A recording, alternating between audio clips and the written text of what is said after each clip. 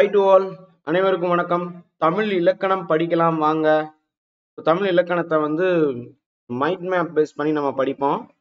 இது பார்த்தீங்கன்னா அரசு துறை சார்ந்து அரசு ஆசிரியர் பார்த்தீங்கன்னா வடிவமைத்த ஒரு மைண்ட் மேப்.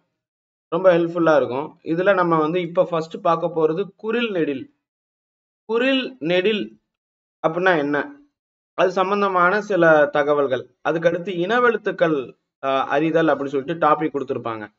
நீங்க நம்ம புது சிலபஸ் படி தமிழ் இலக்கணம் பாத்தீங்கன்னா என்ன சார் ஒண்ணுமே புரியல, நிறைய விஷயங்கள் புதுசா இருக்கு அப்படின்னு சொல்லிட்டு நிறைய பேர் கேட்குறீங்க, நிறைய ஸ்டூடெண்ட்ஸ். ஆக்சுவலா புதுசாலாம் கிடையவே கிடையாது. எல்லாமே ரொம்ப பழைய விஷயங்கள் தான் கொண்டு வந்திருக்கிறாங்க. தமிழ் இலக்கணம்னாலே ரொம்ப பழமையானது மற்றும் வளமையானது, செழுமையானது, செந்தமிழானது. அதனால இதுல ஒண்ணும் புதுசா கொண்டு வர்றதுக்கு அவசியமே இல்லை. அப்ப இதுக்கு முன்னாடி சிலபஸ்ல பார்ட் ஏ பகுதி அ அப்படின்னு இருந்துச்சு. இப்ப தனித்தனியா பிரிச்சு கொடுத்துருக்காங்க, அவ்வளவுதான். ஸோ அதனால டிஎன்பிஎஸ்சி பொறுத்த வரைக்கும் இது ஒன்றும் புது கான்செப்டா புது டாபிக் எல்லாம் கிடையாதுப்பா, ரொம்ப ஈஸி. ஆனா என்ன, பேசிக்கா சிலது தெரிஞ்சுக்கணும், அதுதான் பார்க்க போறோம். இப்ப இந்த குறில் நெடில் பத்தி பாக்குறதுக்கு முன்னாடி அதே மாதிரி இந்த இன எழுத்துக்கள் அப்படின்னு சொல்லுவாங்க. இதெல்லாம் ஒரு இனம் அப்படின்னு சொல்லிட்டு இன எழுத்துக்கள் அப்படின்னு சொல்லிட்டு இருக்கு. இன எழுத்து என்றால் என்ன, எதெல்லாம் இன எழுத்து, ஓகேங்களா? இப்ப நீங்க இந்த இன கூட்டல் எழுத்து அப்படின்னு சொல்லிட்டு இருக்கு, ரைட்டா? இதையே நீங்க பிரித்தெழுதுகவா இருக்கு, இதை சேர்த்தெழுத அப்படின்னு சொல்லும் போது இனம் கூட்டல் எழுத்து தான் இன எழுத்து. இனம் கூட்டல் எழுத்து இன எழுத்து. இன எழுத்துனே நான் போடக்கூடாது, ஓகேங்களா? நான் இங்க இனம் கூட்டல் எழுத்து ஒரே இனம் அப்படின்னு தான் நான் இங்க போட்டிருக்கணும். அப்ப இது பாத்தீங்கன்னா பிரித்தெழுதுகளை இனம் கூட்டல் எழுத்துன்னு இருக்கும். இதை சேர்க்கணும். இது எப்படி சேரும் அப்படின்னு கேட்டா இன வெளுத்து வே இப்படி மாறும். ஏன் இப்படி இந்த இம்மு பாத்தீங்கன்னா இந்த ஏவும் இதுவும் பாத்தீங்கன்னா சேரும் போது வேவாக எப்படி ஆகுது, இது மேவாகத்தானே இருக்கணும். இம்மு கூட்டல் ஏ மேவாகத்தானே இருக்கணும், சரிங்களா? இன மெழுத்து அப்படின்னு வருமானா வராது. அப்ப எப்படி இது வே ஆகுதுன்னா, இந்த இடத்துல மகரம் இருக்கும் போது இவ்வு வகரம் உள்ளக்குள்ள வரும், இவ்வு உள்ள வரும். அப்பதான் இம்மு இவ்வா மாறி இது ஏ ஆகும்போது வே ஆக மாறுது. அப்படிதான் இது வந்துச்சு. சோ நீங்க புணர்ச்சி விதி படிச்சீங்கன்னா பிரித்தெழுதுக அடிச்சிடலாம். பிரித்தெழுதுக பாத்தீங்கன்னா ஒவ்வொரு லெசன்லயும், அதாவது 6ஆம் வகுப்புல மட்டும் ஒரு 100 இது இருக்கு. பழைய புக்கு புது புக்கு எல்லாத்தையும் சேர்த்தா 7ஆம் வகுப்பு 8ஆம் வகுப்புல எல்லாம் நிறைய இருக்கும். 9, 10ல கொஞ்சம் கம்மி தான். அப்ப இவ்வளவும் சேர்த்தா ஒரு 600 700 பிரித்தெழுதுக படிக்கணும். இதெல்லாம் படிக்கிறதுக்கு ஒரு 6 ரொம்ப இல்ல, அதாவது நிறைய புணர்ச்சி விதிகள் இருக்கு. இதில் முக்கியமான ஒரு 6 புணர்ச்சி விதிகள் நம்ம படிச்சோம்னாலே போதும்.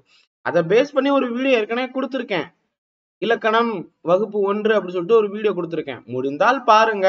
இல்ல நீங்க எல்லாத்தையும் மனப்பாடம் பண்ணணும்னா கூட கற்பதேசல எல்லா பிரித்தெழுதுகையும் சேர்த்து ஒரு பிடிஎஃப் நான் அப்லோட் பண்ணிருக்கேன், அதையும் நீங்க பாருங்க. உங்களுக்கு எது வசதியோ அது பயன்படுத்திக்கோங்க.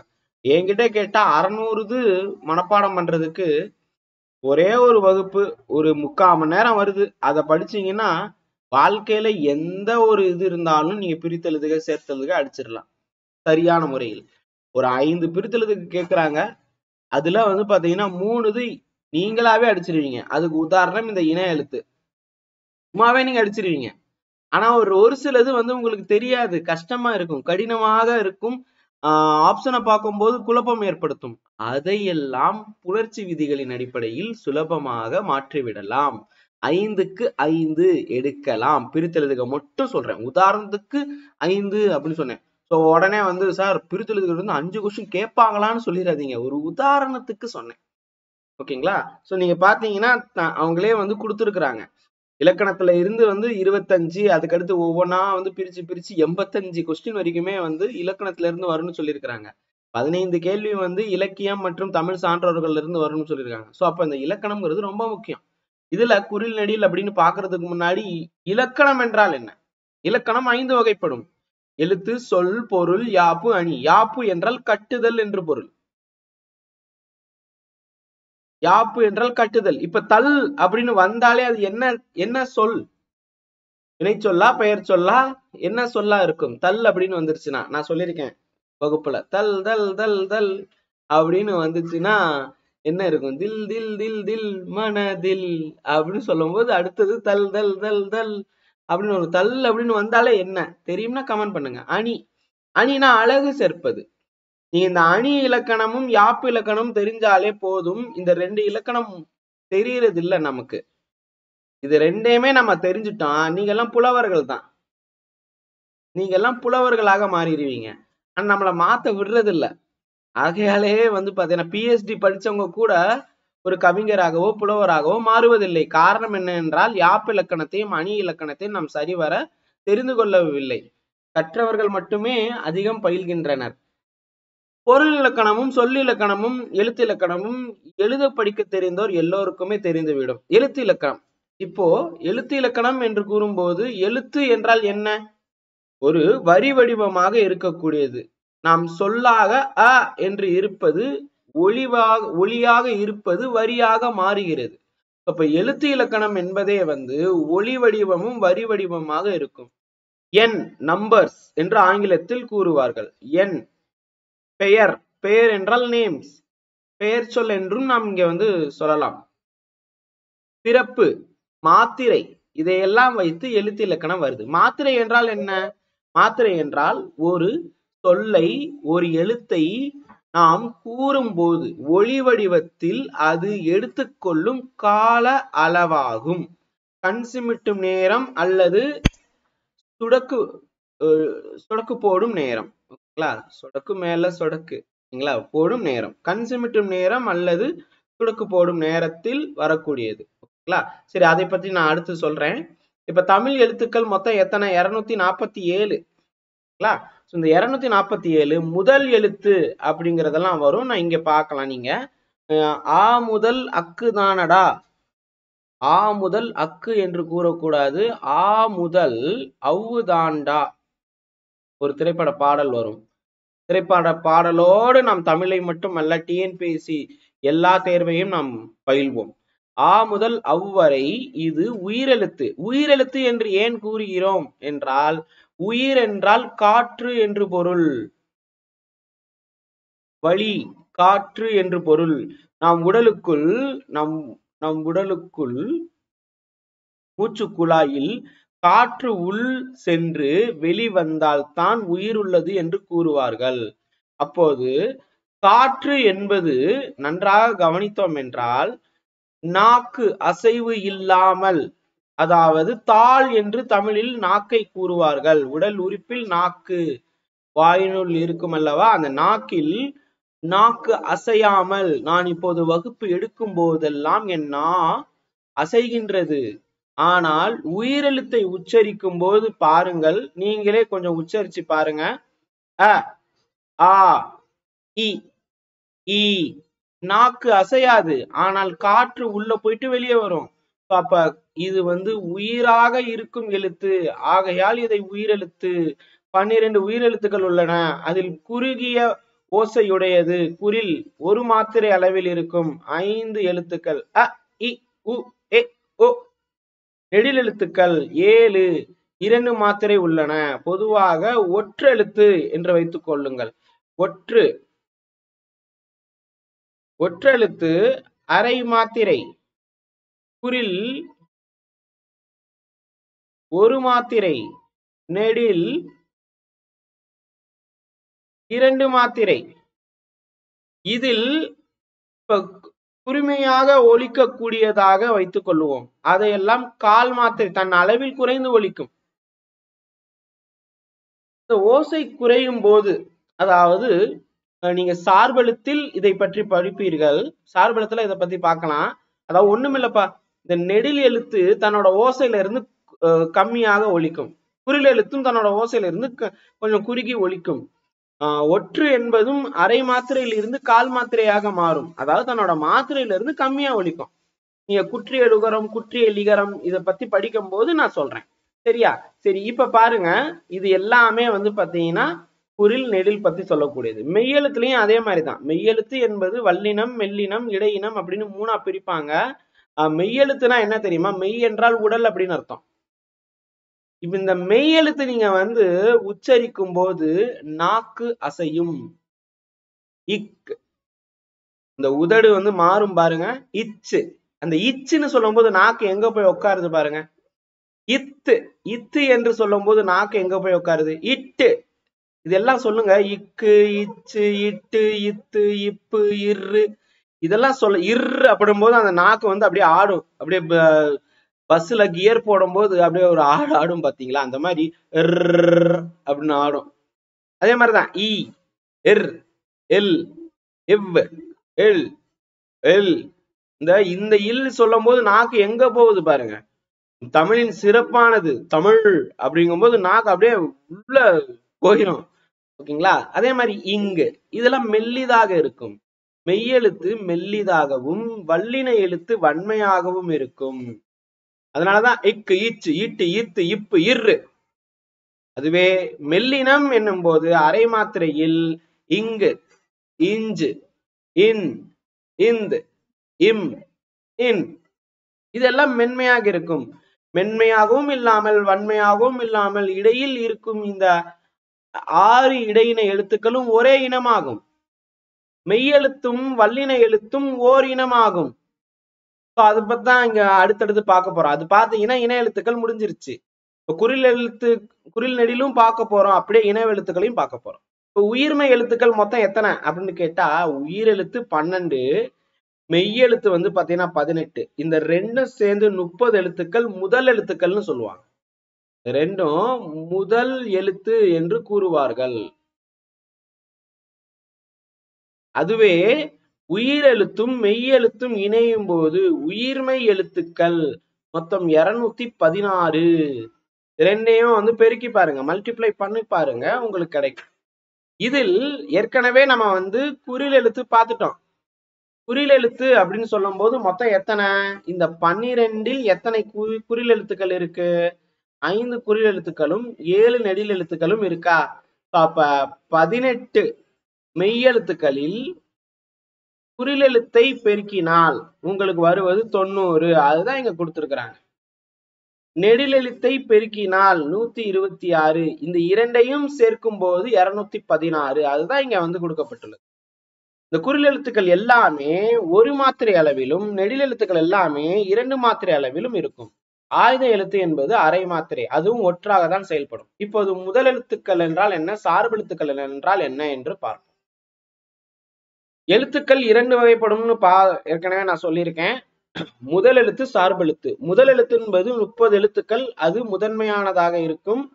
சார்பெழுத்து என்பது அந்த முதல் எழுத்தை சார்ந்து வரும். சார்பெழுத்து 10 வகைப்படும். உயிர்மை, ஆயுதம், உயிரளபடை, இதெல்லாம் அளவெடுத்து வரக்கூடியது. உயிர் அளவெடுக்கும், ஒற்று அளவெடுக்கும், அதாவது அது மாத்திரை நீளும். குற்றிய லுகரம், குற்றிய லிகரம். லிகரம் என்றால் ஈ, குறுமை கூட்டல் இயல் கூட்டல் இகரம். லு என்பது உ, குறுமை கூட்டல் இயல் கூட்டல் உகரம். ஐகார குறுக்கம். ஐ என்பது நெடிலா குறிலா? ஐனா நெடிலா குறிலாப்பா? நீங்க முன்னாடி போய் பாருங்க. இங்க பாருங்க, இதுல வந்து இங்க கொடுக்கல, இங்க பாருங்க. ஐ அப்படிங்கிறது எது கீழே இருக்கு? நெடில்ல இருக்கா? ஆனா இந்த இடத்துல குறுக்கம் என்றால் குறுகும்னு அர்த்தம். அவ் என்பது நெடில். ஆயுதம் என்பது அரை மாத்திரை கொண்டது. அது என்னவா மாறும்னா கால் மாத்திரையாக மாறும். அப்ப குறுக்கம் என்றால் குறுகிய ஓசை, குறுகி போகுதுன்னு அர்த்தம். புரியுதா உங்களுக்கு? சோ அப்ப இப்படி குறுகி போகும்போது தன்னுடைய இயல்பான மாத்திரையிலிருந்து கம்மியாகும். ஓகேங்களா? ஐ என்பது 2 மாத்திரை, அது 1.5 மாத்திரையா மாறும். அவ் அப்படிங்கிறது நெடில் தான். அந்த மாதிரி இருக்கிறது தன் மாத்திரை அளவில் இருந்து குறுகும். இதை பத்தி நம்ம அடுத்து பார்க்கலாம். இப்ப நீங்க பார்க்க போறது ரொம்ப ரொம்ப இம்பார்ட்டன்ட் ஆனது. முதல் எழுத்து நம்ம பார்த்தோமா, ஃபர்ஸ்ட் எடுத்த உடனே அது 30 எழுத்துக்கள். உயிர்மை வந்து 216. உயிர்மையில 90 எழுத்துக்கள் குறில் எழுத்துக்கள் உண்டு. பார்த்தோமா? 90 எழுத்துக்கள் குறில் எழுத்துக்களாகவும் அடுத்தது 126 வந்து பாத்தீங்கன்னா நெடில் எழுத்துக்களவும் இருக்கு. இங்க பிரிச்சு வச்சிருக்கோமா? அதேதான் இங்க சொல்ல போறேன். இங்க பாருங்க, 90 + 126. இதில் அந்த உயிர்மை எழுத்து எப்படி இருக்கும் அப்படின்னு கேட்டா, பாக்குறதுக்கு உயிர்மை அதாவது மெய் எழுத்து மாதிரியே இருக்கும். இக்கு கூட்டல் குறில் எழுத்தான அ இதை சேர்க்கும் போது க என்று மாறும். இது பார்க்க எப்படி இருக்கு? அதாவது வரி வடிவம் எப்படி இருக்கு? மெய்யெழுத்தாக இருக்கு. சோ அதான் இங்க கொடுத்திருக்காங்க. வரி வடிவம் மெய்யெழுத்தாக இருக்கு. அப்ப இது சொல்லும் போது எப்படி இருக்கு? இதனுடைய ஓசை எவ்வாறு இருக்கு? சவுண்ட் எப்படி இருக்கு?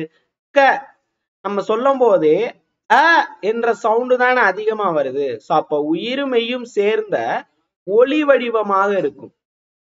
இக்கு கூட்டல் அ க க இக்க அ அதிகமாக ஓசை வந்து பாத்தீங்கன்னா உயிரை வைத்து வரும். வரி வடிவம் மெய்யெழுத்தை ஒத்திருக்கும். ஓகேங்களா? சரி, இது ரெண்டும் சேர்ந்ததுதான் உயிர்மெய் எழுத்து. மெய்யும் உயிரும் சேர்கிறது. சரி, இதனுடைய மாத்திரை எப்படி இருக்கும்? நல்லா கவனிங்க. இக்கு அப்படிங்கிறது ஒற்றெழுத்து, இதுக்கு அரை மாத்திரை. ஆனால் அ என்பது குறில் எழுத்து, ஒரு மாத்திரை. ஆனால் இங்க க என்பது எப்படி இருக்கும்னா ஒரு மாத்திரையில் தான் இருக்கும். அதான் இங்க கொடுத்திருக்காங்க. மாத்திரை என்பது உயிரெழுத்தை சார்ந்து இருக்கும். ஓகேங்களா? அப்ப அவை சார்ந்துதான் இங்க இருக்கு. முதல் எழுத்தை சார்ந்து வர்றதுனால இந்த உயிர்மை சார்பெழுத்துன்னு சொல்றோம். இதே மாதிரிதான் ஆயுதமும். இப்ப இதுல இருந்து ஒரு கேள்வி வரும் கண்ணா, பாத்துக்கோங்க. ஆயுதம் என்பது முப்புள்ளின்னு சொல்லுவாங்க. ஏன்னா 3 புள்ளி வச்சிருக்கிறாங்க. தனிநிலை, இது தனித்துவமாக இருக்கும். முப்புள்ளி, முப்பார் புள்ளி, தனிநிலை என்றெல்லாம் கூறுவார்கள். இதனுடைய ஒலிப்பு முறை தலையில் இருந்து வரும். ஆகையால் நுட்பமான ஒலிப்பு முறையை கொண்டது. அக்கு அப்படின்னு சொல்லும் போது தலை உச்சந்தலை தொட்டு பாருங்க, அங்க இருந்து சவுண்ட் வந்து வரும். நீங்க மார்பில் இருந்து, கழுத்தில் இருந்து, வயிறில் இருந்து எல்லாம் வந்து ஒலிகள் பிறக்கும். அதை வைத்துதான் மெய்யெழுத்துக்கள் வந்து வைக்கிறாங்க, பிரிச்சு வச்சுக்கிறாங்க. ஓகேங்களா? சோ புத்தகத்தில் இதெல்லாம் வந்து இருக்கு, நீங்க பாருங்க. அடுத்தது தனக்கு முன் குறிலையும் அஃது.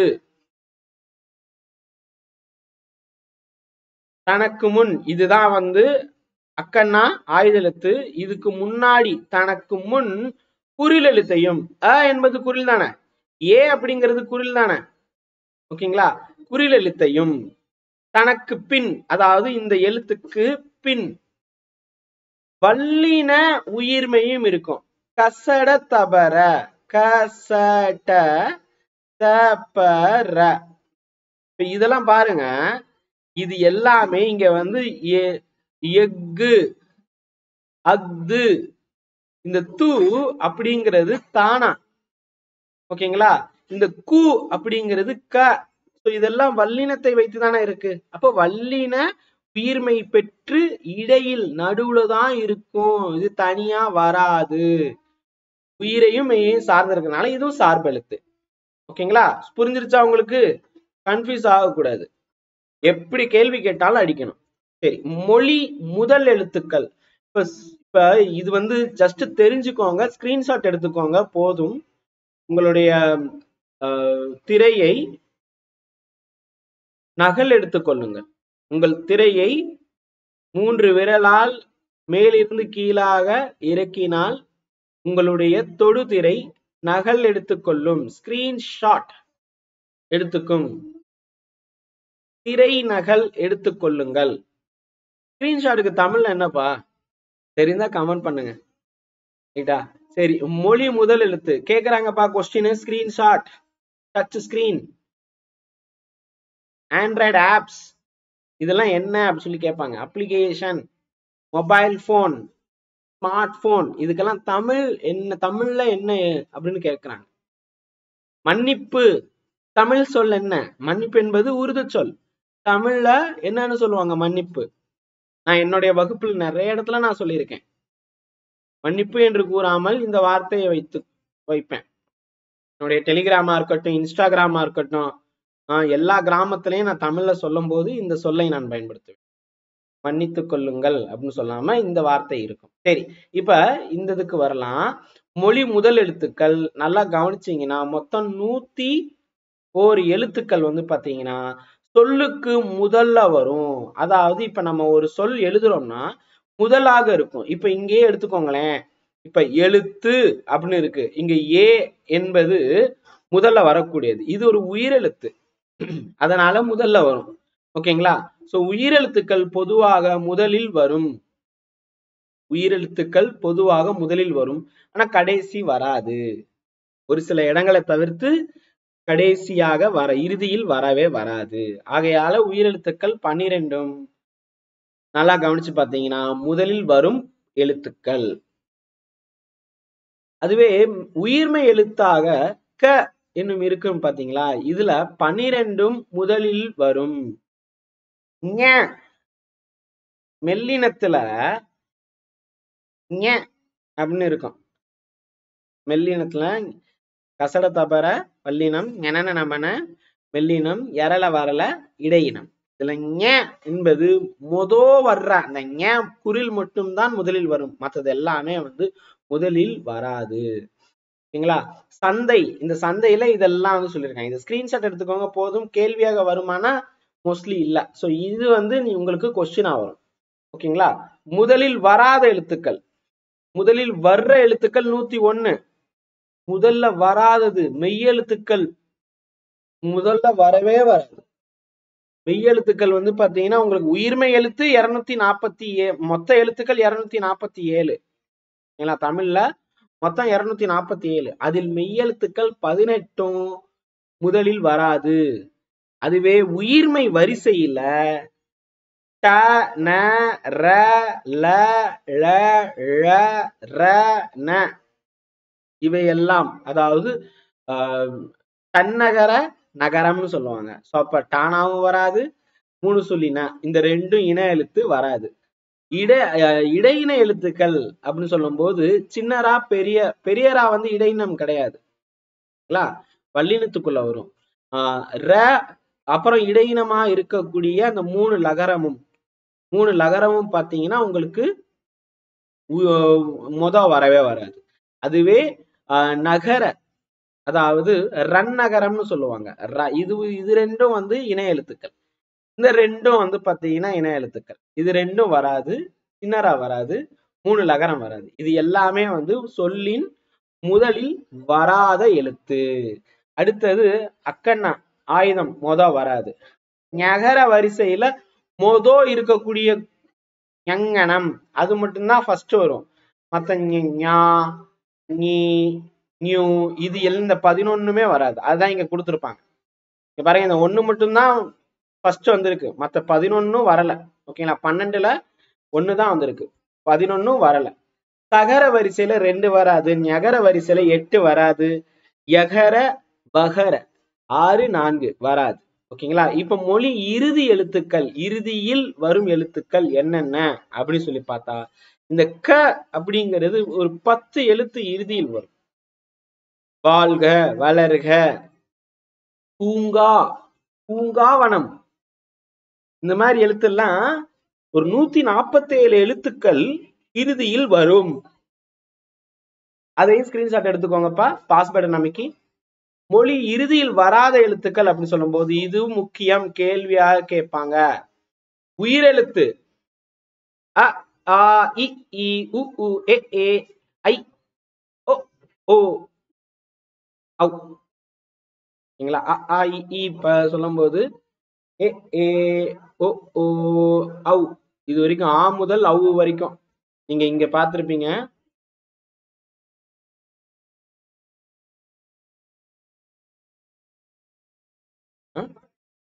ஐ நெடில், இது குறில், ஔ ஔ நெடில்பா. இதெல்லாம் பாத்தீங்கன்னா உங்களுக்கு மொழிக்கு முதலில் மட்டும்தான் வரும், இறுதியில் வராது. எப்ப வரும் அப்படின்னு கேட்டா உயிர் அளவெடுக்குமே அப்போதுதான் வரும். சரிங்களா? அப்போதுதான் இருக்கும். திருக்குறள்ல நீங்க பார்க்கலாம், ஒரு சொல்லுக்கு இறுதியில வச்சிருப்பாரு வள்ளுவர், அது அளபெடையாக இருக்கும். ஆயுத எழுத்து எப்பயுமே இறுதியில் வராது, நடுவுல மட்டும்தான் இருக்கும். இவன் பெருமாள் மாதிரி நடுவுல தான் இருப்பான். ஓகேங்களா? அதே மாதிரி வல்லினமை, வல்லினமை பாத்தீங்கன்னா வராது. சார் அப்ப 2 எழுத்துக்கு நடுவுல இக்கு வருதே அப்படின்னு கேட்டா, இப்ப ஒரு தமிழ் செல்வி, அப்ப இச் அப்படிங்கிறது வருதே அப்படின்னு கேட்டா நல்லா கவனிங்க. தமிழ் செல்வி என்பது ஒரு வார்த்தை. செல்வி என்று வி என்பதுதான் உங்களுக்கு வருமே தவிர்த்து என்ன சொல்ல அந்த இச் அப்படிங்கிறது நீங்க செய்யக்கூடாது. சந்தி மாதிரியானதெல்லாம் கன்ஃபியூஸ் பண்ணிக்க கூடாது. ரைட்டா? குழப்பிக்கொள்ள வேண்டாம். இங்க மெய் எழுத்துக்கள் அப்படின்னு சொல்லும்போது மெய் என்பது ஒரு வார்த்தை. இங்க எங்கேயாவது வந்திருக்கா? வல்லினம் வந்திருக்கா? ஈ அப்படிங்கிறது என்னது? இடையினம். உயிர்மை, ஆயுத, இவங்க ஆயுத அப்படிங்கிறது ஒண்ணு இருக்கு. இந்த த வருதே, ஆயுதம் கூட்டல் எழுத்து, அதுதான் ஆயுத எழுத்து.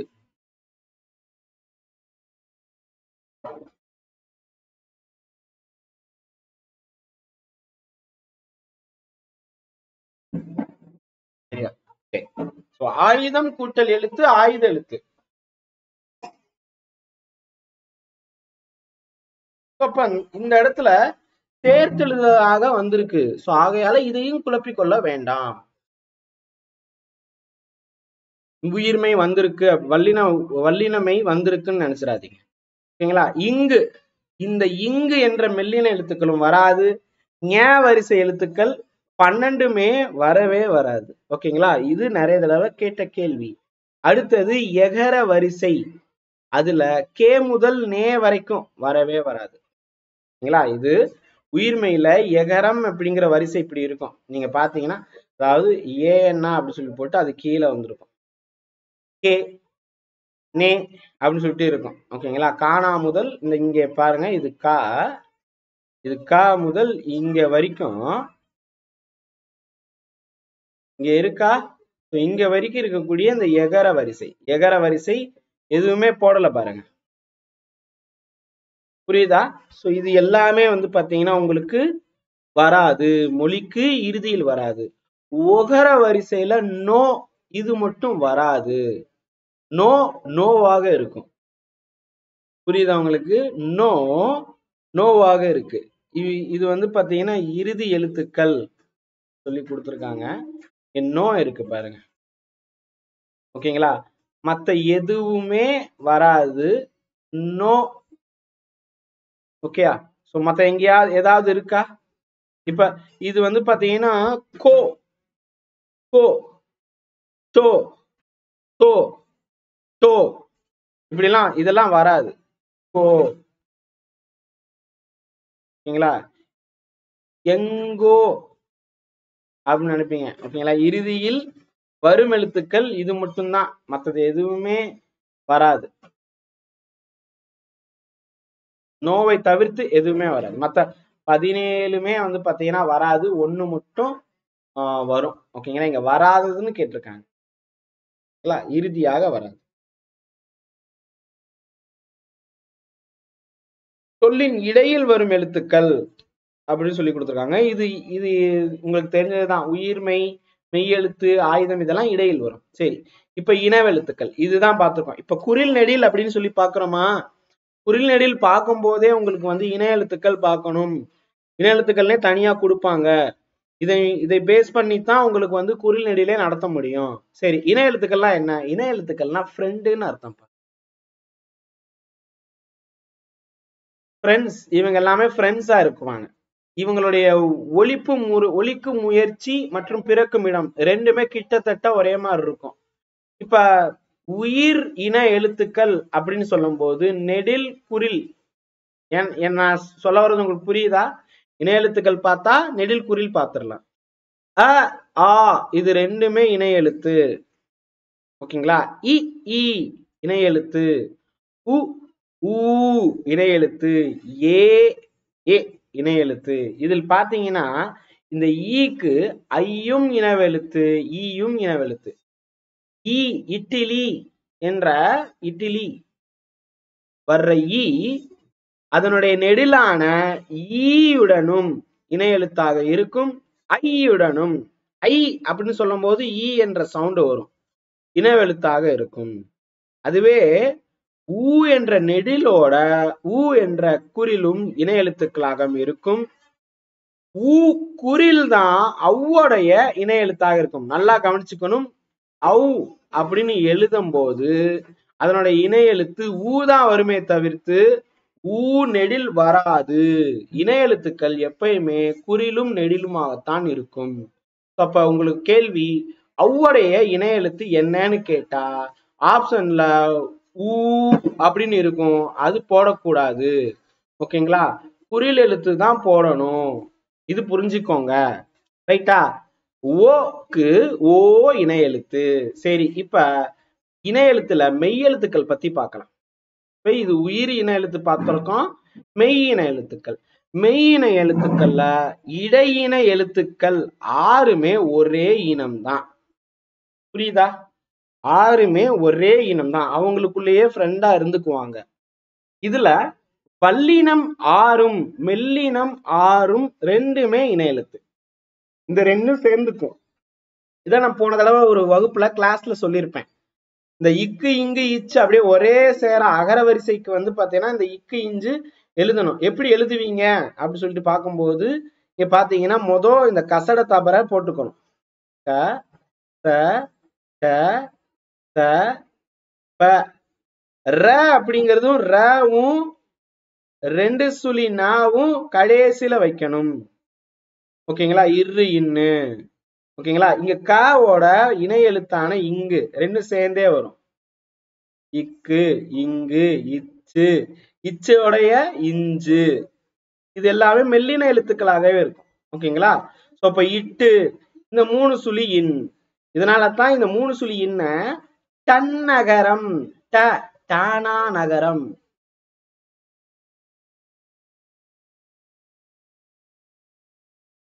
இதோட சேர்ந்தே இருக்கும். ஓகேங்களா?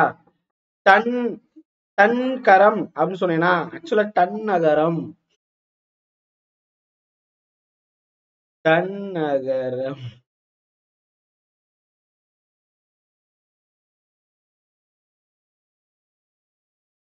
ஓகேங்களா? டன் நகரம் அப்படின்னு சொல்லுவோம். இது ரெண்டுமே ட இன் டன் கணக்கா இருக்குப்பா அப்படின்னு சொல்லுவாங்களா, டன் அப்படிதான் வரும். ரெண்டுமே சேர்ந்தே இருக்கும். அதுவே இத்து போட்டோமா, இத்துக்கு அடுத்து பாருங்க இந்து. இந்த இந்துக்கு பேரே வந்து பாத்தீங்கன்னா தன்னகரம். இந்த இன்னுக்கு பேரே தன்னகரம் அப்படின்னு இருக்கும். நீங்க அடிச்சிடலாம். இந்த இந்தும் இதுவும் சேர்ந்தே இருக்கும் எப்பயுமே. ஓகேங்களா ஃப்ரெண்ட்ஸ்? ரைட்டா? இத்து இந்து. அடுத்தது பாருங்க, இங்க வந்து பாத்தீங்கன்னா இத்து இந்து, அதுக்கு அடுத்து இங்க இப்பு இருக்கு, இம்மு, இப்பு இம்மு. ஓகேங்களா? இந்த ஈ வந்து உள்ளக்குள்ள ஃபுல்லா வந்துடும். அப்படியே இதை அப்படியே எடுத்து இங்கனக்குள்ள வச்சிடணும். எரல வளல ஃபுல்லா வச்சிடணும்.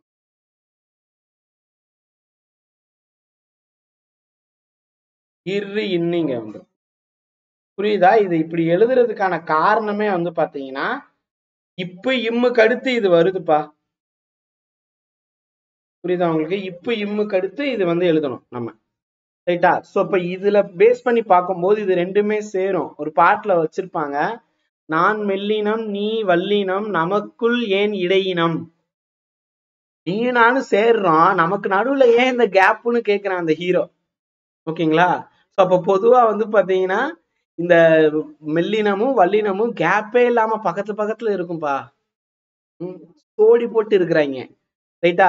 இவங்க ரெண்டு பேருமே ராமன் சீதை போல. ராமன் சீதை. ஓகேங்களா? போல அது என்ன சொல்லுவாங்க, நகமும் சதையை போல் அப்படின்னு சொல்லலாம். நகமும் சதையுமாக. ராமன் சீதை போல அப்படி ஒட்டியே இருப்பாங்க, மெல்லினமும் வல்லினமும். மெல்லினமே மெல்லினமே நெஞ்சில் மெல்லிய காதல் பூக்கும். இடையினம் இல்ல. இது வந்து நன்னூல்ல வந்து சொல்லியிருப்பாங்க இனவெழுத்துக்கள்னா என்ன அப்படின்னு சொல்லிட்டு. ஓகேங்களா? சோ இது போதும், இந்த இன எழுத்துக்கள் போதும். மயங்கொலி பார்க்கும்போதுதான் உங்களுக்கு வந்து இந்த நகர நகர இந்த வேறுபாடு வந்து பாத்தீங்கன்னா வரும். ஓகேங்களா? மயங்கொலி எழுத்துக்கள் மொத்தம் எத்தனை அப்படின்னு கேட்பாங்க. இதுவே ஒரு கொஸ்டின் 8. இது நம்ம அடுத்த வகுப்புல பார்க்கலாம். இப்ப இவ்வளவு தூரம் வரைக்கும் நம்ம என்ன பார்த்திருக்கோம், இந்த மெய்யெழுத்துக்கள் மற்றும் உயிரெழுத்துக்கள் இனவெழுத்துக்கள்லாம் என்னன்னு பார்த்திருக்கோம். இந்த இலக்கணத்துடைய பேசிக் என்னென்ன அப்படிங்கிறது நம்ம பார்த்தோம். சரியா? இலக்கணத்துடைய அடிப்படை என்ன அப்படிங்கிறது பார்த்திருக்கோம். சரி, இப்ப இந்த குறில் நெடில் இன எழுத்துக்கள் பார்த்துட்டோம். இப்ப குறில் நெடில் நம்ம பார்க்கணும். சரியா? குறில் நெடில்னா என்ன, குறில் நெடில் வேறுபாடு என்ன அப்படிங்கறத நம்ம பார்க்கணும்ல. இருங்க பாத்துரலாம். சரி, இப்ப இங்க பாருங்க, ஆயுதம் அப்படின்னு சொல்லிட்டு இங்க கொடுத்துருக்குறோம். ஆயுத எழுத்துனா என்னென்ன அப்படின்னு நான் சொல்றேன். இது உங்களுக்கே சொல்லிட்டேன். இது ஒரு தனிநிலை. அஃது அப்படிங்கிறதுல, இப்ப அது அப்படிங்கிறதுல இந்த அக்கன்னா உள்ளுக்குள்ள இருக்கும். ஸோ அப்ப ஆயுதம் அப்படின்னு சொல்லி சொல்லுவோம். ஓகேங்களா? ஸோ அது அப்படின்னு சொல்லிட்டு நடுவுல தான் வரும் அப்படின்னு நான் சொல்லியிருப்பேன். ரைட்டா? ஸோ தமிழ் மொழியில் உயிர்மெய் எழுத்துக்களை தவிர்த்து தனி எழுத்து ஒன்று உண்டு. அது என்னவென்றால் அக்கன்னா என்னும் ஆயுத எழுத்து. ஆயுத எழுத்தை ஒழுக்கும் கால அளவு என்ன அப்படின்னு கேட்டா அரை மாத்திரை. அதனுடைய கால அளவு அரை மாத்திரை. இப்ப இந்த கபிலர் அப்படின்னு இருக்கு பாத்தீங்களா, இதை தனித்தனியா பிரிச்சு பாருங்க. இது ஸ்கூல் புக்ல இருக்கக்கூடியதுதான், புது புக்ல இருக்கும். இப்ப க அப்படிங்கிறது குறில், அதனால ஒரு மாத்திரை. பி அப்படிங்கிறதும் குறில், ஒரு மாத்திரை. இப்பு கூட்டல் இ, பி. ல, இல்லு கூட்டல் அ, ல, ஒரு மாத்திரை குறில். இர் அப்படிங்கிறது ஒரு ஒற்றெழுத்து, ஆகையால் அரை மாத்திரை. 3ன்னு போடுற மாதிரி மொத்தம் 3 அரை மாத்திரை. இப்படிதான் வந்து நம்ம மாத்திரை பிரிக்கணும். ஓகேங்களா? தமிழ் எழுத்துக்கள்ல அடுத்து வரும் வல்லின உகரங்கள் ஒரு மாத்திரை அளவு முழுமையா ஒலிக்கும். தனிக்குறில்ல, தமிழ் எழுத்துல தனிக்குறில் எழுத்தை அடுத்து, தனிக்குறில்னா அ அந்த மாதிரி ஏதோ ஒரு, ஓகேங்களா? ஸோ இந்த குறில் அடுத்து வரக்கூடிய வல்லின உகரங்கள் ஒரு மாத்திரை அளவுல இருக்கும். ஓகேங்களா? இப்ப குறில் எழுத்துன்னா குறில் எழுத்தை குறிக்க கரம் அப்படின்னு சொல்லுவாங்க. ஓகேங்களா? ஸோ அப்ப ஐகரம், இகரம், ஓகேங்களா? அகரம், இகரம், உகரம், ககரம் அப்படின்னு சொல்லுவாங்க. இங்க ஐ அப்படின்னு வரும்போது ஐகரம் அப்படின்னு சொல்ல மாட்டாங்க. ஓகேங்களா? ஐ என்பது ஒரு நெடில் எழுத்து. ஸோ அப்ப அந்த ஐ என்னும் நெடில் எழுத்தோட கான் என்ற எழுத்து இப்படிதான் சேர்ப்பாங்க. ஐகான், ஔகான் அப்படின்னு சொல்லிருப்பாங்க. உங்களுக்கு வந்து பொருந்தாததை, பிழையானதை எழுதுக அப்படின்னு சொல்லியிருப்பாங்க. அதுல இப்படி கொடுத்துருவாங்க. அகரம், ஐகரம், இகரம், உகரம், இல்ல உகரம் கொடுக்காம உங்களுக்கு வந்து ககரம்னு கொடுப்பாங்க. ஏன்னா இப்ப பாத்தீங்கன்னா இதெல்லாமே வந்து உயிரெழுத்து. இங்க முதலா இருக்கக்கூடிய எல்லாமே உயிரெழுத்து. இது எல்லாமே உயிர். இது வந்து பாத்தீங்கன்னா உங்களுக்கு மெய்யெழுத்து, உயிர்மெய் எழுத்து. சோ அப்ப நீங்க என்ன நினைப்பீங்க, ஓஹோ அப்ப இதுதான் வந்து தப்பு போல அப்படின்னு சொல்லிட்டு இது நினைப்பீங்க. ஆனா இது சரிதான். இதுல எது தப்பு, இதுதான் தவறு. அப்ப இதுக்கு என்ன வரணும், ஐகான் அப்படின்னு எழுதணும். புரியுதா உங்களுக்கு? இதுக்கு வந்து ஐகான் அப்படின்னு எழுதணும், ஔகான் அப்படின்னு எழுதணும். ரைட்டா? அகரம் ஐகாரம் என்று வராது. இது சரிதான், ககரம் என்பது சரிதான். ஆனா நம்ம கன்ஃபியூஸ் பண்ணி விடுவாங்க இப்படி. சரிங்களா? இதுவே வந்து நிறைய தடவை கேள்வியா கேட்டிருக்காங்க. ஐகான் அப்படின்னு தான் வரணுமே தவிர்த்து அகரம், யகரம் வரக்கூடாது, வரக்கூடாது. ஓகேங்களா? ஐகாரம், ஐகாரம் அப்படின்னு வரலாமா? ஓகேங்களா? ஐகாரம் என்று வரலாம், ஆனால் ஐகரம் என்று வரக்கூடாது. புரியுதா? ஐகாரம் இங்க வந்து கொடுத்திருப்பாங்க. அடுத்தது பாருங்க, ஐகாரம், ஔகாரம் அப்படின்னு சொல்லலாம். ஏன்னா குறில் நெடில் எழுத்துக்களை குறிக்க இது வந்து யூஸ் பண்றாங்க. மக மகாரம், ஏகாரம் அப்படின்னு சொல்லலாம். ஓகேங்களா? ஸோ ஐகாரம் என்று சொல்லலாம். ஆனா இது வராது. அதே நேரத்துல எகர, ஒகர, குறில் நெடில வந்து பாத்தீங்கன்னா ஒன்னும் பெருசா வேறுபாடு இருக்காது. அப்ப குறில் நெடில வந்து பாத்தீங்கன்னா நீங்க பார்க்க போறது எகர ஒகரத்துல வேறுபாடு இல்லை. இது கேள்வி. ஓகேங்களா? எகர ஒகர குறில் எழுத்த குறிக்கிறதுக்கு மேல் புள்ளி வைக்கும் வழக்கம் வந்து பாத்தீங்கன்னா தொல்காப்பிய காலத்து முதல் இருக்கு. ஓகேங்களா? எகர ஒகர எழுத்துக்கள்ல. இப்ப இதுக்கு வந்து பாத்தீங்கன்னா எடுத்துக்காட்டா எது வைக்கலாம்? எடுத்துக்காட்டாக இப்படி வச்சிருக்கிறாங்க. அந்த டயத்துல வந்து பாத்தீங்கன்னா ஏ மேல வந்து ஒரு புள்ளி வச்சு து அப்படின்னு வச்சிருந்திருக்காங்க அந்த டயத்துல. தொல்காப்பியர் காலத்தில் இந்த மாதிரி வந்து வைத்திருந்தார்கள். காரணம் என்னன்னா அப்பதான் டிஃபரன்சியேஷனுக்காக இது வச்சிருந்தாங்க. இது இப்ப வழக்கத்துல இருக்கா இந்த மாதிரி? ஓகேங்களா, இருக்கா அப்படின்னு கேட்டா இல்ல. சோ அப்ப எழுதப்பட்டால் எது எது இந்த ரெண்டுத்துக்கும் வந்து பாத்தீங்கன்னா வித்தியாசம் இல்ல. சோ அப்ப ஏது அப்படின்னு வந்து பாத்தீங்கன்னா எப்ப ஒழிச்சிருப்பாங்க? இந்த மாதிரி எழுதுனா தான் ஒழிச்சிருப்பாங்க. ஆனா இப்ப இதுக்கு பதிலா இப்படி எழுத ஆரம்பிச்சிட்டாங்க. புரியுதா உங்களுக்கு?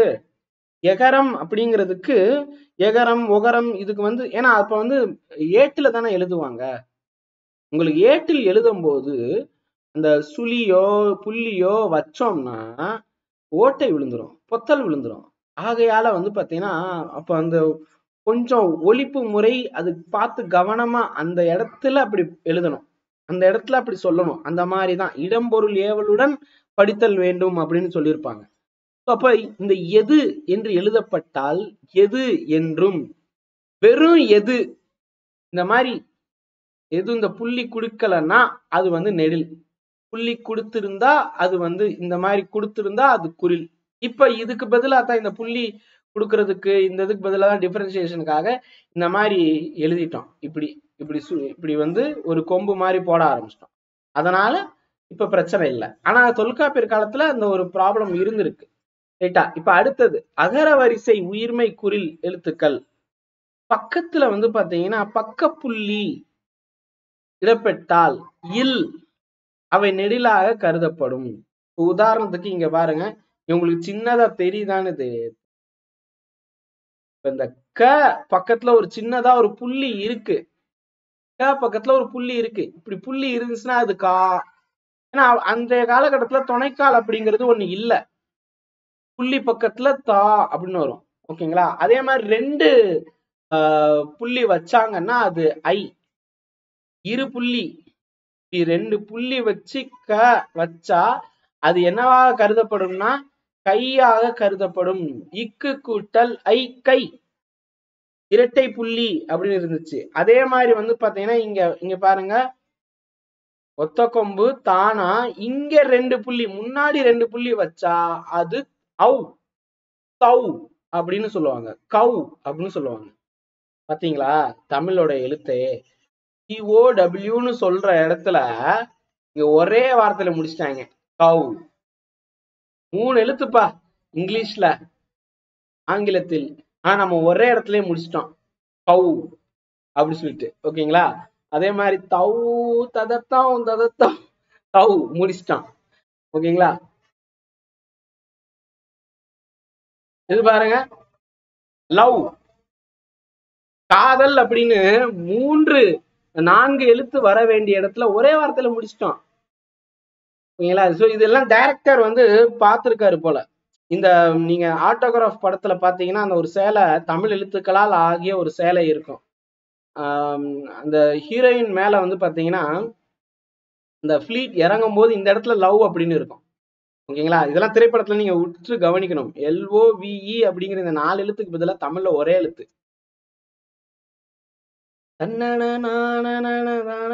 கேரளத்து கதக்களி ஆடணும் போல் தோணுதே அப்படின்னு வர்ற இடத்துல அந்த அந்த பாட்டுல பாருங்க, இந்த ஒரு வார்த்தையை வச்சிருப்போம். ஓரெழுத்து ஒரு மொழி அங்க கையாளப்பட்டிருக்கு. லவ் அப்படின்னு இல்ல, பட் இருந்தாலும் சொல்றேன். ஓகேங்களா? சரி, இது ஒரு டிட்பிட்ஸ், ஒரு விட்டு மாதிரி. ஓகேங்களா? தமிழ்ல இந்த மாதிரி எல்லாம் வரும். இதெல்லாம் சோக்கா அப்படின்னு நீங்க கேட்பீங்க.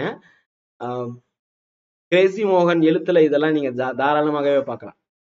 கிரேசி மோகனுடைய காமெடியில இதெல்லாம் வரும். சரி, மகர எழுத்தை குறிப்பிட பகர எழுத்துக்கு புள்ளி வைப்பாங்க.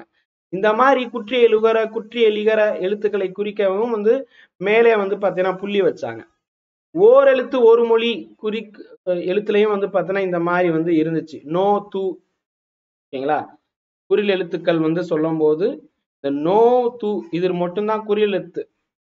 ஓகேங்களா? மோஸ்ட்லி நெடில் தான் வரும். ஓகேங்களா? குறில் அல்லது நெடில் எழுத்துக்கள் தனித்து வந்தாலும் ஒற்றுடன் சேர்ந்து வந்தாலும் அது நேரசையாகத்தான் இருக்கும். ஸோ இப்போ இங்க இருந்து பாருங்க, குறில் நெடில் வேறுபாடு. இங்க பாத்தீங்கன்னா உங்களுக்கு வந்து 2 குறில் எழுத்துக்கள் அல்லது குறில் நெடில் எழுத்துக்கள் இணைந்து வந்தாலும் ஒற்றுடன் சேர்ந்து வந்தாலும் அது என்னன்னு சொல்லுவாங்க, நிறையசையாக சொல்லுவாங்க. இது கொஸ்டின் கேக்குறாங்கப்பா. நேரசை அப்படின்னா குறில் அல்லது நெடில் தனித்து வந்தா அல்லது குறில் நெடில் ஒற்றோட சேர்ந்து வந்தா அது நேரசை. புரியுதா? ந வந்தாலும் அது நேரசை, நான் அப்படின்னு நெடில் வந்தாலும் நேரசை, குறிலோட ஒற்று நம் அப்படின்னாலும் நேரசை, நாம் அப்படின்னாலும் அது நேரசை. அதுவே நல்லா கவனிச்சிங்கன்னா ரெண்டு இது சேர்ந்து வருது, ஓகேங்களா? இரண்டு எழுத்துக்கள் சேர்ந்து வருதுன்னு எடுத்துக்கோங்க. ரெண்டு குறில், குறில் நெடில் சேர்ந்து வருது, ரெண்டு குறிலோட ஒற்று, ஓகேங்களா? குறில் நெடிலோட ஒற்று வந்தாலும் அது என்னன்னு சொல்லுவோம், நம்ம நிறையசைன்னு சொல்லுவோம். அப்படிதான் வந்து குறில் நெடில் வேறுபாடு இருக்கு. இங்க வலினா என்ன, வாலினா என்ன, ஓகேங்களா? புரியுதா உங்களுக்கு? சோ இத பேஸ் பண்ணி தான் இங்க வந்து சொல்றாங்கப்பா. எழுத்து, எழுத்து இலக்கணம், அசை, எழுத்துல யாப்பு என்ன அப்படின்னு சொல்லிட்டு யாப்பு இலக்கண அடிப்படையில தான் குறில் நெடில் ஒற்று அப்படின்னு சொல்லிட்டு 3 வகையா பிரிப்பாங்க. யாப்பு இலக்கணம் தான் தொல்காப்பியர் சொல்லவே இல்லையே. அசை அப்படிங்கிறதுலதான் வந்து உங்களுக்கு என்ன சொல்றாங்க, எழுத்துக்களால் ஆனது அசை, ஓர் எழுத்தோ இரண்டு எழுத்தோ அந்த அசை நிக்கும்னா, அந்த நிற்பது அந்த இடத்துல நிக்குச்சுன்னா அது அசைன்னு சொல்லுவாங்க. அத நேரசை நிறையசைன்னு ரெண்டா பிரிப்பாங்க. அதுலதான் நேரசைன்னு சொல்லும் போது தனி குறில், ப தனி நெடில், பா இது புத்தகத்தில் இருக்கக்கூடியது, தனி குறிலோட ஒரு ஒற்று, பல் பால் இதெல்லாம் நேரசை. அதுவே நிறையசைனா ரெண்டுமே பாருங்க, குறில், இதுவும் குறில், இரு குறில் நிறையசை, ரெண்டு குறிலோட ஒற்று, ரெண்டு குறில் நெடில், குறிலும் இருக்கு நெடிலும் இருக்கு, குறில் நெடிலோட ஒற்று, இதெல்லாம் வந்து நிறையசை, சரிங்களா? சோ இப்ப இதை பேஸ் பண்ணி இதெல்லாம் நான் உங்களுக்கு ஏற்கனவே சொல்லிட்டேன், அடிப்படை செய்திகள் அப்படின்னு சொல்லிட்டு நான் ஏற்கனவே சொல்லியாச்சு, ரைட்டா? சோ இப்ப இங்க பாத்தீங்கன்னா லகர லகர எழுத்துக்களும் அதே மாதிரிதான், ஓகேங்களா? அழகு இந்த லா இருந்துச்சுன்னா பறவைக்கு அந்த கொத்தி கொத்தி சாப்பிடுறதுக்கு ஒண்ணு இருக்கும்ல, அந்த அழகு, ஓகேங்களா? இது பெண் பறவை குறிக்கக்கூடியது, இது அழகுன்னா அவ்வளவு அழகா இருக்க, பியூட்டிஃபுல், வனப்பு குறிக்கக்கூடியது. அலை, அலை, அலை, அலைப்பிதழ் அப்படிங்கிறதுல நம்ம இதுதான் கூப்பிடுவோம். அலைனா தயிரான், அலை அப்படின்னா அலை அலையா வருது பாத்தீங்களா, அலைகள் ஓய்வதில்லை, திரி திரை அப்படின்னு சொல்லுவாங்க. இங்க பாருங்க மயங்கொலி எழுத்துக்களையும் நீங்க வந்து பார்க்கணும். அறம், அறம்னா என்ன, இதெல்லாம் எழுதிக்கோங்க. பொருள் வேறுபாடு, பொருள் வேறுபாடு அப்படின்னு சொல்லும் போது இது உங்களுக்கு வந்து கேட்கறதுக்கு வாய்ப்பு இருக்கு. ஏரி, ஓகேங்களா? ஏரிக்கரையின் மேலே அப்படின்னு சொல்லுவாங்க. இங்க வார்த்தைய வந்து பாத்தீங்கன்னா எப்படி சொல்றாங்க,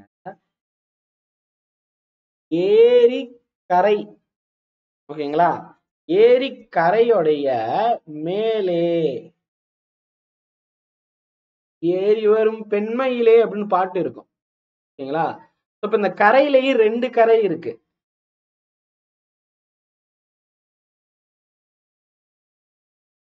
ஓகேங்களா?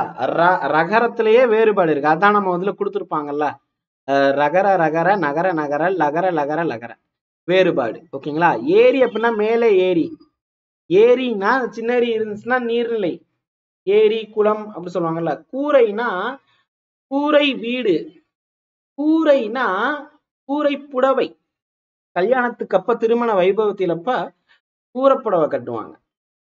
இப்ப இங்க பாருங்க, இந்த மாதிரி உங்களுக்கு கேள்வி கேட்பாங்கப்பா, சரியான விடையை தேர்ந்தெடு. கரம், சிரம், புறம், இங்க இந்த சிரம்னு கொடுத்துருக்காங்க. சிரம்னா என்ன அர்த்தம், சிரம் அப்படி சொன்னா தலை, இலைக்கு வேறு பெயர், ஓகேங்களா? வண்டி இழுப்பது காளை மாடு, இது வந்து மார்னிங், இது வந்து காளை மாடு. கடலுக்கு வேறு பெயர், இது வந்து பறவை, பேர்டு, இது வந்து பாத்தீங்கன்னா பறவை. பறவைகள் வானில் இப்படி இந்தரா வருமா, வராது, பறந்தது. கதவை மெல்ல திற, மெல்ல திறந்த கதவு. பூ, இந்த இது பாருங்க, ஒண்ணு மனம், மனசு, ஹார்ட், இன்னொன்னு வந்து பாத்தீங்கன்னா ஸ்மெல்லு, ஓகேங்களா? பூ மனம் வீசும் அப்படின்னு கொடுத்துருப்பாங்க. பூ மனம் அப்படிங்கிற போது இந்த மனம் எந்த மனம் வரும்? மனம் மென்டல் மனதில் அப்படின்னு ஒரு படம் வருது. அப்ப என்ன மனம் அப்படின்னு சொல்லிட்டு கொடுப்பாங்க. யோசிச்சு பாருங்க. பூ அந்த பூ மனம் அப்படின்னு சொல்லும் போது 3 சுழினா வரும். பூ மனம் வீசும் அப்படின்னு வரும். பூவின் நாற்காந்தம். இந்த இடத்துல இந்த சொல்ல நீங்க பயன்படுத்தி நற்காந்தம்.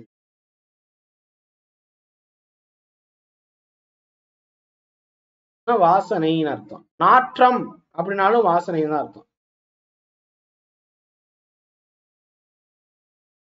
நாற்றம் என்பதுதான் நாற்றமாக மாறிடுச்சு.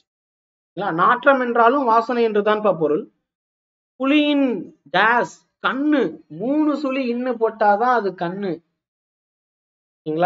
குழந்தை பந்து விளையாடுச்சு. தன்னகரம்னு சொல்லியிருக்கேனா? பாருங்க, இந்த தூ தானா இருக்கு. இந்த இடத்துல 2 சுழி வராது. இந்த இதுதான் வரும். 2 இன எழுத்துக்கள். ஓகேங்களா? வீட்டு வாசல்ல கோலம் போட்டாங்க. புரியுதா? கோலம். இந்த மாதிரில இருந்துதான் அடிக்கடி கொஸ்டின் கேட்பாங்க. ஓகேங்களா? சோ அப்ப இங்க பாருங்க, உங்களுக்கு சுலபமா இருக்கும். குறில் நெடில் மாற்றத்தை தவறான இணையை கண்டறிக. ஓகேங்களா? இறை ஈகை. இங்க பாத்தீங்கன்னா இங்க வந்து குறில் நெடில் இருக்கணும். இது குறில், இது நெடில். இங்க சி வ இருக்கு. ரெண்டுமே குறில் இருக்கு. அதுதான் இதுதான் தவறு. உடல் ஊன், உடல் ஊடல், படம் பார், இதெல்லாம் வந்து குறில் நெடில் சரியாக இருக்கு. ஓகேங்களா? கனகம் கானகம். கானகம்னா காடுன்னு அர்த்தம். சரிங்களா? கனகம் கனகா கனகு அப்படிலாம் பேர் வைப்பாங்க. கனகா கனகாம்பரம். அப்படியே பார்க்க அப்படியே கோல்டு மாதிரி இருக்கான் பொன். ஆறு அரு. ஆறுனா ரிவர், நதின்னு அர்த்தம். அரு அறுபடும் வெட்டும். கத்தி அறுபட்டு விடும் அப்படின்னு சொல்லுவாங்க. இப்ப பாருங்க, கோடிட்ட இடங்களுக்கு பொருந்திய சொற்களை தேர்ந்தெடு. இப்படிதான் கேள்வி அப்படியே இருக்கும்பா. நீங்க பாத்தீங்கன்னா உங்களுக்கு தெரியும்.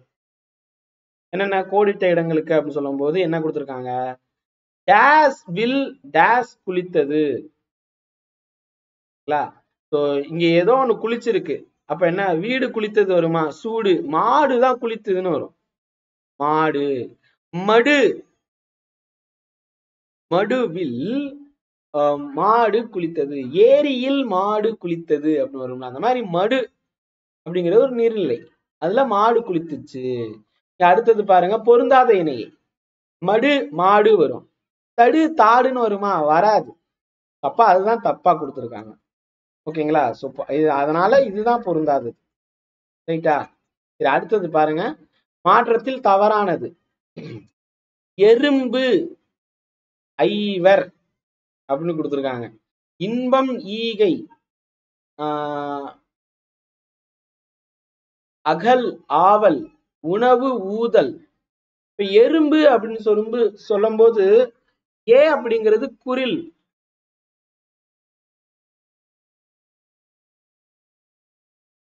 ஏ அப்படிங்கிறது குறில்பா. அப்ப இது சரியா தானே இருக்கு. குறில், இது நெடில். சரியா தானே இருக்கு. குறில் நெடில் மாற்றத்தில் தவறான இணையை கண்டறிக அப்படின்னு சொல்லி கொடுத்துருக்காங்க. இது சரியாகத்தான் இருக்கு. ஏன் தவறுன்னு போட்டிருக்காங்க உங்களுக்கு தெரியுமா? இதுல என்ன தவறு இருக்கு? ஏன்னா குறில் நெடில் ஏ அப்படிங்கிறது குறில் எறும்பு. ஓகேங்களா? ஐ அப்படிங்கிறது நெடில். குறில் நெடில் சரியாத்தானே இருக்கு. எதுக்காக இது வந்து தவறாக போட்டிருக்காங்க? குறில் நெடில் மாற்றத்தில் தவறான இணையை காண்க, கண்டறிகன்னு கொடுத்திருக்காங்க.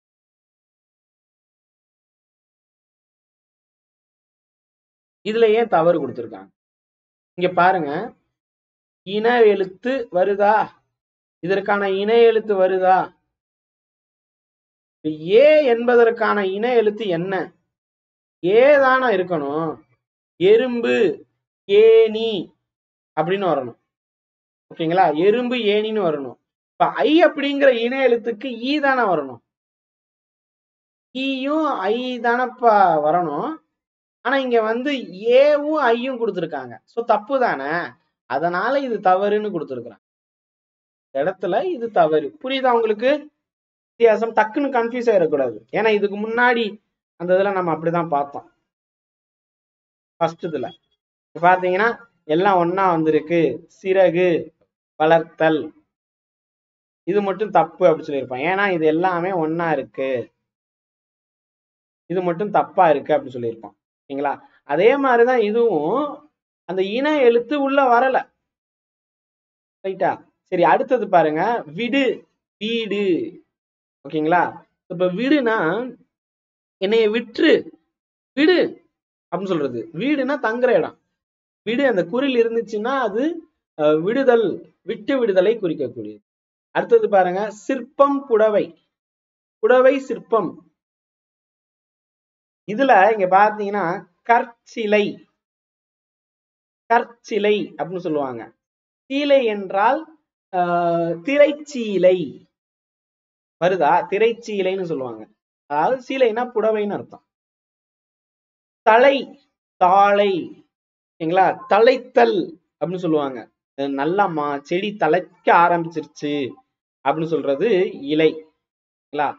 தாளை அப்படின்னு சொல்லும் போது தாளம்பூ, தாளையாம்பூ மூடிச்சு அடம்பார்த்து நடந்து அப்படின்னு ஒண்ணு இருக்கும்.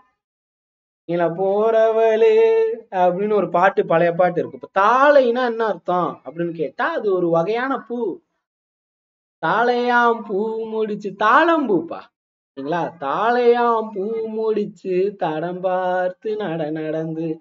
படம் பார்த்தீங்கன்னா தமிழ் சுலபம். இப்ப நான் எல்லாம் நிறைய தமிழ் கத்துக்கிட்டதே திரைப்படம் பார்த்துதான். Even sometimes I will learn rhetorical English via the Hollywood. எனக்கு ஆங்கிலமும் எவ்வாறு வந்தது என்றால் ஆங்கில திரைப்படம் பார்த்துதான். ஆங்கில திரைப்படத்தை அந்த துணை தலைப்போட பார்க்கணும், அதாவது சப்டைட்டிலோட பார்க்கணும்.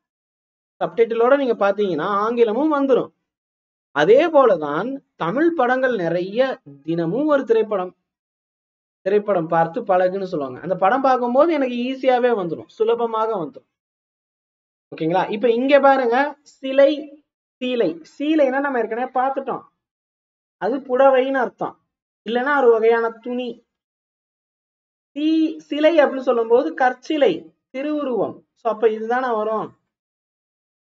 சரியா? அவ்வளவுதான். இவ்வளவு நேரம் நம்ம பார்த்தது வந்து இந்த குறில் நெடில் மட்டும் இல்ல, இணை எழுத்துக்களையும் நம்ம பார்த்திருக்கோம். உங்களுக்கு பிடிச்சிருந்துச்சுன்னா ஒரு லைக் போடுங்க, மற்றவங்களோட இதை பகிர்ந்துக்கோங்க, ஷேர் பண்ணிக்கோங்க. இதை வந்து சப்ஸ்கிரைப் பண்ணாதவங்க சப்ஸ்கிரைப் பண்ணிக்கோங்க. உங்களுடைய நண்பர் குழு வட்டாரத்துல வாட்ஸ்அப்பா இருக்கட்டும், புலனமா இருக்கட்டும், முக புத்தகமா இருக்கட்டும், சொடுக்கியாக இருக்கட்டும், அதாவது ட்விட்டர், இன்ஸ்டாகிராம் மற்றும் டெலிகிராம் போன்ற தளத்தில் இதனை பகிர்ந்து கொள்ளுங்கள். நம்ம டெஸ்ட் பேட்ச்ல இன்னும் ஜாயின் பண்ணாதவங்க ஜாயின் பண்ணுங்க. நன்றி, வணக்கம், ஜெய்ஹிந்த்.